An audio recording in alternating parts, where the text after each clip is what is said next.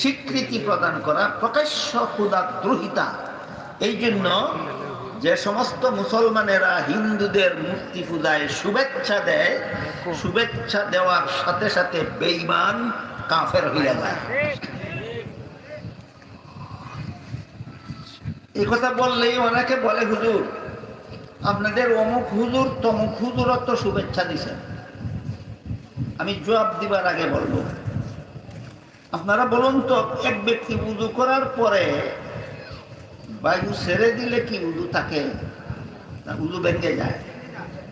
কোনো বড় আলিমে বায়ু ছাড়লে উযু ভাঙে না? না, তিনি বড় আলিম, তার বায়ু ছাড়াই উযু ভাঙে না?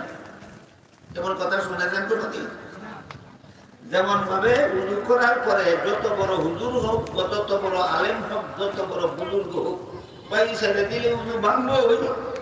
ঠিক তেমনি ভাবে হিন্দুদের দুর্গা পূজায় যত বড় মোল্লা মৌলবী হোক, শুভেচ্ছা দিলে বেঈমান হইবই।